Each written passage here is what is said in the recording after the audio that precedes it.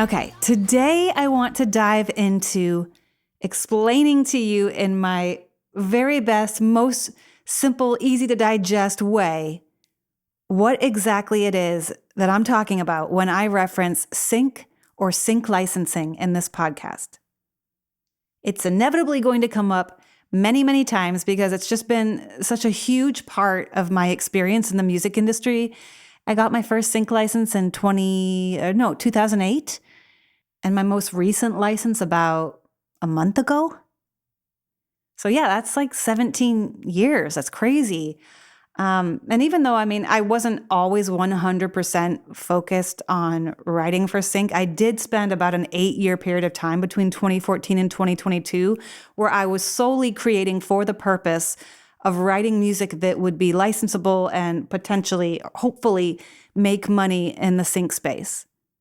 And you know what's funny is a couple of months ago, I guess it was, I was home in my hometown and I was having a little visit with one of my uncles, and he was basically like being really sweet and commenting on how proud he is of me and all the success that I've had. But he admitted in that moment, he was like, I can see that you've been successful, but honey, I have no idea what it is that you do or what it is that you've been doing all of these years. And I was like, you know what? That's fair. That's totally fair. Why would you understand? Nobody understands. I've never taken the time to explain it to you guys, so that's okay. But I'm going to try to do it right now because it is kind of a cool little thing that I kind of fell into naturally, but then also decided to spend like real concerted effort playing this particular game in this particular corner of the music business. And it was very rewarding for a very, very long time. And I don't know, maybe there's another artist or creative or person starting out in the music business that will hear this that has always been sort of curious about sync licensing world and how it works. And I want to do my very best to provide some sort of explanation of what it is for you so that you walk away today understanding it a little bit better, if for nothing else, so that when I do mention sync or what my experience has been like writing for sync, I want you to know what I'm talking about. Is that fair? Okay, I think that's fair. So imagine you're watching Grey's Anatomy and all of a sudden something very dramatic starts to unfold before your eyes. Like maybe someone's about to die, or someone is having to say goodbye to someone that they love dearly, or maybe someone's having a really serious and dangerous surgery or something. Like some pivotal moment in the scene is taking place, and all of a sudden you start hearing some music slowly start to come into the scene. And then now all of a sudden the song is growing and you're hearing someone singing and the song takes over the scene, and maybe there's a montage playing out or something. But either way, the song now is a pivotal player in the scene that you're watching and is pulling at your heartstrings and making the moment of this episode even more emotional. Well, that particular song being used in that particular scene of the show is a sync license for somebody, for some artist or writer or producers or companies that they're affiliated with. For all of those people, that is a sync license. So at the very basic level, you could say that it's just a song being used in a TV show or in an advertisement, in a commercial, in a movie trailer, in a promo for a TV show or a promo for a network. There's all these different ways and places that songs get used to picture. And let's not confuse that with scoring, which I'm sure you've heard of if you've ever watched the Emmys or the Oscars and you've seen that part of the show where a composer wins the award for best score for that particular year in movies. Now that is different because in those cases, it's more of a orchestral instrumentation, and oftentimes somebody who is scoring to a movie or to a show is getting actual footage from the show or the movie, and they are literally creating the music while watching the scene unfold, and they're trying different things, and I'm sure they're working with the creative team. I don't totally know how that whole thing works because I don't work in that space, but I know that they almost always have the footage to look at as they're creating the song and literally kind of coloring it in, if you will, with music. So the difference is in sync licensing world, an artist or creative like me, we have no idea where our song is going to land or if it's even going to land anywhere at all. We have absolutely no idea. We are simply creating a song and trying to thematically or, in terms of the concept or the lyrics that we're using or the sonics that we're using in the track, like the actual instrumentation of the song or even the transitions of different parts of the song, like the flow of the song, the way that it grows and gets really big and then gets really small again. Like we are thinking about trying to check off all these different boxes of what, like if you were gambling, what percentage-wise oftentimes works the most to picture or to a commercial or to trailers. And over time, when you work in this space long enough, you start to learn what those credentials are and what those sort of boxes are that you need to check off in order to be licensable. And you also start to get a little better at understanding what makes something licensable for an advertisement versus licensable for a TV show. Or, and even the difference between a TV show like Grey's Anatomy or Selling Sunset, for example. So it gets really intricate and really interesting. And if you are a creative working in that space, that's why it can be really fun. It's challenging, but it's also like this kind of puzzle and this game that you're trying to play. It's like chess or something, And at the same time, you have to understand that it's always evolving and changing, right? Like you can start to notice if you're ever paying attention when you're watching TV and watching a commercial come on, if it's not a jingle, that is, like there are still jingles for like prescription medications and things like that. But most companies are now using actual songs instead of jingles. And you start to notice different trends about the difference between the sound of a tech commercial versus a department store commercial. Like department stores tend to be a little bit more bubbly, a little bit more upbeat, a little bit more innocent in nature, whereas a tech commercial could maybe lean a little bit more edgy. It could be rock or kind of grungy, or maybe it's hip hop and a little bit more urban. And you might also start to notice that a lot of songs and advertisements in particular, where there's a voiceover happening in the commercial because they're saying, oh, this weekend at Macy's, you're going to save 15% on everything, right? And so the song underneath that needs to have a moment where the lyric isn't crowding the song. And so maybe there's a section where your vocals are still in there, but instead of being a lyric, they're now a big O or maybe a la la or a yeah or a ooh or something, just something that won't interrupt voiceover or the dialogue, but will still keep the energy moving. And a great example of that is my Rayelle song, Get Ready, where the intro literally just starts with big O's. It's just, oh, oh, and that immediately creates this energy and this tension and this feeling of like anticipation of like, whoa, something's about to happen. Something's about to be revealed. And it's whatever the product is. Those are just some examples of what someone writing a sync song is thinking about, and, some little examples of little tidbits of things that work and maybe make your song a little bit more syncable. But to get back to the point of explaining and defining what a sync license is, it's not only that moment where the song is put to picture, but it's very specifically the license, like the contract between the creative and the company who's licensing the music. So now I want to give you an example of how that process actually works and how it has worked in my life.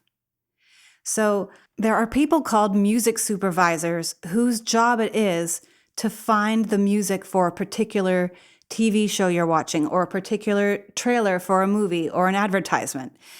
And so a company like, well, let's use the Jeep example, right? So a company like Jeep, when they're working on a new campaign, if you will, or a new advertisement, there's a creative team that's not only working on the cinematography and the actual picture of the commercial, the video element of it, but also like in the show Mad Men, like the people who are writing the copy and writing the dialogue and thinking about, okay, how do we want to pitch this new thing that we're trying to get you to buy? And they then hire out a music supervisor or maybe a team of music supervisors whose job it is to now go out and find the music to power that ad or to power that show or that scene or whatever it is. But let's just stick with the advertising example right now just to not get too confusing, okay? So let's say Jeep has a music supervisor and they say, okay, we've got this new commercial and we really want it to be a little bit more gritty and a little bit more edgy and for it to feel like a really big unveiling moment. And so now that supervisor is going to all of their contacts in the industry to seek out this music, right? And as we know, there's so much music in the world these days. Like you can't just go to Spotify. I mean, I'm sure some people do, I don't know. But that's like trying to find a needle in a haystack. So the shorter and more efficient way to go about that is to go to licensing companies and publishing companies, because those are the two types of companies that represent music. And so those companies, let's stick with the licensing company aspect because that's who I was signed to. I did not have a publishing deal where someone would go to a publisher to find my music. And I'm going to tell you why at some point. But right now, I got to try to stay on track. So in my example, I was signed to a company, a licensing company called Secret Road, who the whole purpose of their company was to build essentially a catalog, a library of music. And that music was the culmination of all of the different artists that are signed to them. So now let's say they have like 50 different artists that they represent.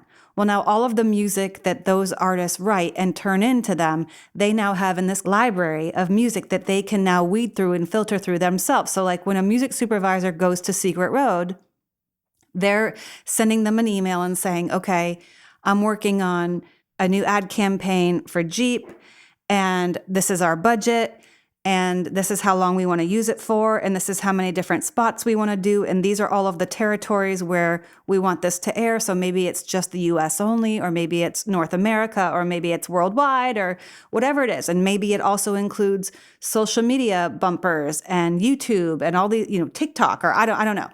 But there are all these intricate details that go into the negotiation of what the company is looking for, like what the actual licensing is going to entail. Like, where do we want to use this music? And this is how much money we have. And so now they're going to a company like Secret Road and saying, we're looking for music that fits this particular theme of we want it to be edgy and gritty, and we want the tempo to be, maybe around whatever BPM. And maybe they even have a song in mind that they like the way it works to the picture, but it's probably too expensive because maybe it's a song by like a major label artist or something. And so they're like, oh, we kind of like this, but we're looking for something more affordable or something to replace this placeholder that we have in here right now. And now it's the job of the licensing company to provide sort of a short list, like a playlist of options for that music supervisor to consider. So maybe they go through their catalog and they come up with, I don't know, maybe 10 songs to put on a little playlist. And they say, okay, what about these? And what you have to remember or recognize is that that supervisor isn't just going to Secret Road.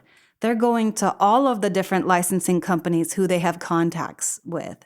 So it's all relationships, right? Like every business. So they all have these interpersonal relationships or people that they've worked with before, or, they know Bob from 10 years ago when they used to work at BMI or whatever it is. And so they're going to all their people and getting all of these people to send them submissions. So maybe in the next week, maybe they now have 100 songs to sort through. And so now their job is to listen to those songs and sort through it and kind of decide, yes, this could work. No, this couldn't work. And to whittle it down to maybe 2 or 3 songs that they feel confident are good options that they can now present to their boss, to their client, to Jeep itself, right? To that creative team. And so then they go to the creative team and they pitch these things. And I think oftentimes before they even, I don't actually know exactly how this works. I'm realizing I need to probably have a music supervisor on the podcast at some point to give me more behind the scenes details of exactly the A to Z order of operations of how this goes down. But I would assume it's like they get an idea of what songs could work. And then they come back to the company and say, okay, we're interested in Get Ready by Rayelle. And again, like they give all the terms and stuff. And then it's like, can we license this? Basically, it's just a request, I guess, is what it's called. And so me as the creator, when I'm signed to Secret Road, I get an email from them that says, request, get ready for, it might say for Jeep if they know it's for Jeep, or if they don't know. Oftentimes, if it's a big brand like that, the creative like me doesn't really know who it's for. We just know it's like, oh, it's for a department store brand, or oh, it's for like a big time tech brand or something. Like we just kind of get an idea. It's like a dangling of a carrot of like, oh, it's somebody important. We can't tell you who. And then, they give us the details of this is how long they want to use it, all the stuff that I said before. And so then whoever owns that song as a creative, so a lot of times my songs are just me and a producer. There's just two of us that own it. So we each have our 50% share of the publishing and our 50% share of the actual recording itself, which is considered the master. And you get paid for both sides. That's probably too detailed for me to go into right now, but I'm just going to say that because I'm just thinking of it. But basically, we then get this email and this request, and whoever my co-writer or the producer is getting the same request from their team if they're not also signed to Secret Road. And it's our job to then go, okay, yes, we approve this as a potential thing that could happen, or no, we don't. And just for the record, I have never said no to anything because I just know how it works. It's like, it doesn't matter if it's $500 or $15,000 or whatever it is. It's like there's always value in it somewhere beyond just the monetary value. So to me, it's like it's exposure and it's building a relationship with that brand or that supervisor or whatever it is. So I basically always have said yes in the history of my career. And I think most of my co-writers and producers and whoever have as well. So we say yes. And then it's not over. It's not like, oh, okay, now we get the commercial. No. Now you're just in this kind of waiting period where you don't know what other songs were also requested and that people have also approved. So now you're just kind of in this waiting period where you're waiting to find out if you even landed the commercial. And that waiting period can be anywhere from weeks to months to maybe not a year, but usually if you haven't heard back in a year, the commercial already aired and it wasn't you. You didn't get the spot. But so you're now in this waiting period and you don't really know if it's going to happen. You just know that it's potential. You have a request. And so there's I have really good bait in the pond right now. And I got a little nibble from this fish, but I don't know if I'm going to catch it. And so it's kind of like that. And the supervisor then brings back the songs that are kind of pre-cleared, if you will. We already know that we have permission to use these. We already know that they've accepted working within our budget. So now let's work with these. And so now the creative team is putting those songs to the picture, to the video of the commercial that they already have established. And now there's an editor on that team who's chopping up the song in whatever way they decide to chop it up to work. So maybe, maybe they start with the intro and then maybe they cut immediately to the chorus, or maybe they don't even use the chorus and they only use the post-chorus or whatever.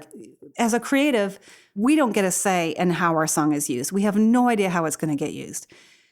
And so they're putting this all to picture. And then if you're lucky, everybody on that creative team agrees, yes, this is the one. This looks the best. This is going to power our ad the best.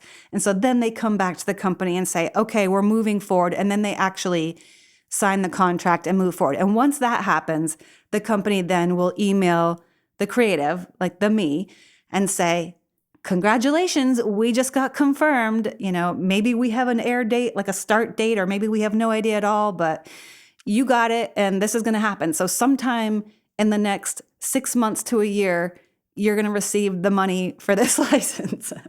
And I laugh saying that because it really is like that. It's like, it's not like you get paid right away. A lot of times you don't get paid for a very long time. So when you work in sync for a long time, like I did, and if you're successful and you get a lot of licenses that have been approved and confirmed, now you're sort of in like an interesting kind of, it's like I picture a conveyor belt or something, or like this rollover period where you have enough things in the pipeline that have approved. So like, there's money out there that belongs to you that's going to come eventually, but it might take a while for it to trickle in. So it makes, if I'm just being perfectly honest, it makes like budgeting really hard because you kind of know like, yeah, like the IRS owes me some money back, but like, when are they going to pay it to me? I don't know. So you're always kind of living in this limbo mode, but it's still really fun. So anyway, that's an example of how the process would work for an advertisement. Now, for a TV show, it's a little different.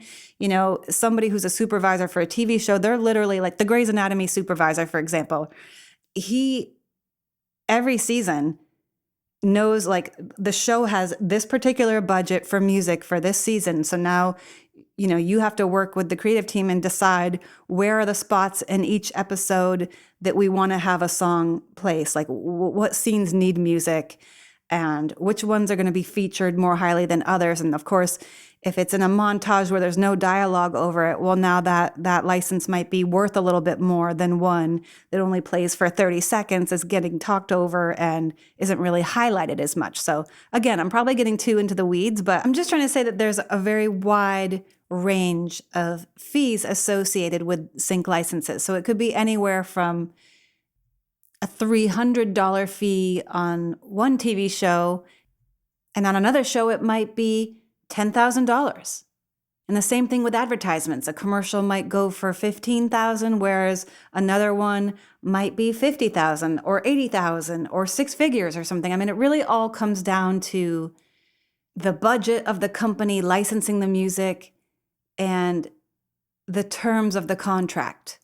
And the point I would like to make about that is that if you are an artist in the sync space or someone who's thinking about getting into it and you feel like you would turn down a license if it was only $500, like, no, my art is worth more and I want to make more for that. What I would say to that is what you have to consider is the value of that license beyond just the monetary value. And what I mean by that is, for example, I have had uses of my songs on TV shows where the fee was very low, where I literally made $300 on the use of that song in that episode. But because that show had such a huge cult following and popularity amongst a large group of people in the world, and because my song luckily got used in a scene that was like apparently a really big moment in the show and in the arc of the storyline and the characters in that show, well, now this cult following of people are hearing my music for the first time and they're associating it with this show and these characters that they love so much. So now they seek out finding that song because they want to listen to it again, because they want to feel all of those things that they felt when they just watched that happen in that episode for the first time. So now I'm gaining new listeners and new fans of my music because of the exposure provided by this particular license on this particular show.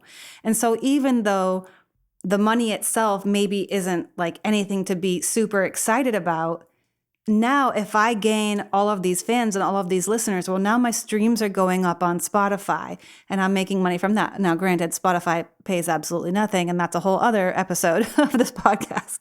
But you see what I'm saying? It's like a well-executed sync license not only elevates the show itself and the scene of the show and all of that, but it also elevates the career of the artist. And I think of it a lot of times almost like radio play. Because, the way the industry used to work when I was growing up, it's like you try to get a publishing deal, a record deal, and you get on the radio. And then you tour and you make money from touring and merch and all of that kind of stuff. But even though some people are still doing that, sure, there's, I think, way more people doing things the way that I'm doing them. People who are independent, who are not signed to publishing deals, and not signed to major labels and not touring and selling merch and all that stuff. So I'm not making income from any other place. So for me, the income is specifically in the sync licenses and in the royalties, the back end royalties that come in from those like TV episodes replaying or from how many times that commercial aired or whatever. And for me, getting a song on a TV show, especially a popular show, like I'm saying a second ago, feels like getting played on a major radio station. It's a really cool avenue for an independent artist like myself to reach new listeners. Because otherwise, in today's world, if you don't have the power of a major label behind you and their entire marketing team and all of that stuff, and if you don't have PR, if you don't have all of this money of a big machine behind you that's putting your music in all of these different places, how are people going to find you? Other than word of mouth, which again, it comes down to like somebody finding your music and then maybe they make a playlist and share it with their friends in school, and then everyone shares it with someone else, and maybe you get lucky and someone on TikTok uses it and that brings more people to you. Like that definitely happens for sure. I mean, I've had that happen as well, but it's hard to plan for that. That's not really something that you can aim for and execute without the money of a machine behind you. Like a major label will go to influencers on TikTok and pay them to make influential videos using the song that the label's trying to push to radio. So there's all these like secret ways that things are actually happening that feel like they're happening organically, but they're not necessarily. And what I'm suggesting is that simply relying on organic growth as an independent artist, while sure, it can happen, those lightning in a bottle moments can happen, oftentimes they don't. And so if you are an independent artist, sync licensing might be a very effective way for you to get your music heard by the masses, if you can get into that world and have success in it. And I would also suggest and make the point that being independent is very beneficial in the sync space as well. And the reason for that is because these companies are on limited budgets to some extent, they're not going to pay for Justin Timberlake and Beyonce and Bruno Mars all the time. They just simply can't afford it. I mean, yes, there are times where you see those advertisements or movie trailers or things with big name artists, and those companies spent a lot of money to get that. But a lot of the time, a TV show, especially a smaller show, but even really the big networks and things, I mean, everyone's on a budget, right? Everyone's trying to get whatever they can get for the cheapest investment. And that opens up a door for people that are independent artists, because we don't have a major label or a major publishing company that is going to drive up the rates. So we're able to license our music at a fee that feels like a good deal for the company that's licensing the music, but it also feels like a good deal for us. Like to me, like a 6-figure placement in a commercial is huge. Like that's massive. But if I'm Beyonce, maybe I want that to be $1 million. I don't know. I've never been Beyonce, so I have no idea. But I'm just suggesting that there are ways where being independent, which I think some people look at as like, oh, you're maybe not as successful because you're not signed to a major label or something. It's like sometimes it's strategic. I've had opportunities to do co-publishing deals and chosen not to, because while I was operating and running my own business in the sync space, I recognized that it was actually more beneficial and more effective for me if I was unsigned. Same thing with being a member of SAG. I had parts of my career where I was a member of SAG, and so when my songs got used on commercials, they had to pay me SAG royalties, which is very good money, and that's wonderful. And then I was able to get health insurance, and that's awesome. But unfortunately, the way the business works is if a company knows that you are a member of SAG, well, they probably won't use your song because they don't want to have to pay the SAG fees. And so, I mean, that's kind of more of an uncomfortable truth that maybe people don't want out there, but it's the reality. And so for me, I, at some point in my career, decided, okay, I'm going to stop being a SAG member so that I can actually have more opportunities for my music to be used in advertisements. And that did work for me. Now, did I shoot myself in the foot and cheat myself out of money? Maybe, but maybe I wouldn't have gotten any of those placements if I had stayed a SAG member. So it's just choices, and it's just understanding how different choices affect what it is that you're trying to achieve. And so for me, because I was running this as my own personal business of sorts, I was trying to put myself in the best position possible to be successful in the pursuit that I was going for, which was getting more sync licenses, building up more of a catalog so that I have more opportunities to get pitched, just writing a large volume of songs just simply for the odds of having more chances of having a song that goes and works. I mean, that was one of my strategies. So yeah, I did eventually burn out because I worked really hard and maybe a little obsessively, admittedly. But again, choices, I made certain choices in order to achieve a certain outcome. And the choices I made did get that outcome for me. And yes, eventually I did get to a point where I started making different choices, and that's okay. We are allowed to change our mind and make different choices at any time. And that I did. But for a long time before that, this is what worked for me. And while I would love to pretend like it was completely effortless and it just kind of fell into my lap and I just got lucky, the reality is I signed a contract with a company that was wildly successful in that space and really knew what they were doing and had all of the contacts needed in order to make that a possibility. So just that alone gave me a huge leg up and deserves a moment of recognition because I couldn't have done it without them. And there are some things that they couldn't have done without me too. It works both ways. It's a partnership. It's a team. They did their part and did a great job, and I learned how to do my part, and I did a great job. And it worked really well for a really long time. And that's a beautiful thing. And now I have all this knowledge and experience that I can turn around and share with you, and that makes me so excited. I mean, what an honor. What an honor.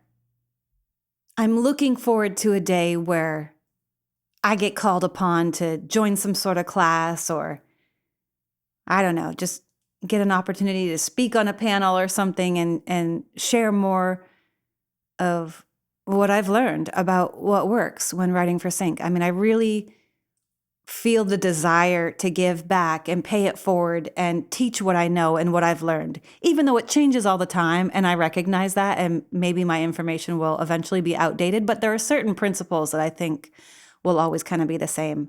So anyway, I really hope this was educational in some way, or at least answered the question of what is sync on some level, on the level that somebody who's not in music at all would understand it and have a little bit of a better idea about what's going on when you hear a song in your favorite TV show or on that new iPhone commercial or whatever it is. And you know what? If you do hear music in one of those places and you like what you hear, may I take a moment to encourage you to Shazam it or go to Spotify or Instagram and find that artist and just give them a follow. Boost their streams a little. Just help them out, because they might be like me and they might be someone who relies solely on that and who will not find you any other way. It's very valuable to an independent artist to get new followers and to build a community around their art. And I know this because I have a very small community in comparison to so many other artists out in the world. And part of that, again, is my own doing because I haven't spent a ton of time working the algorithm of social media. I'm not doing TikTok. I mean, I'm not doing all of the things that today's world of music industry require in order to gain a big following. I know that. I understand that. I accept that. However, if you hear my music on TV and you like it, I hope you find me.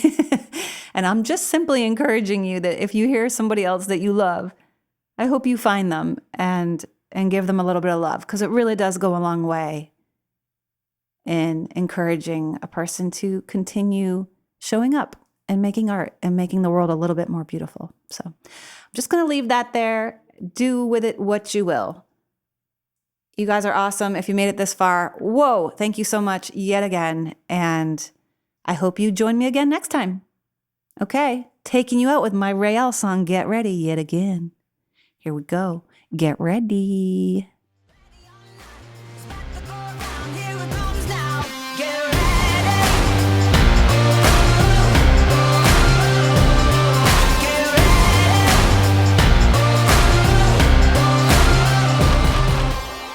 Is anybody listening?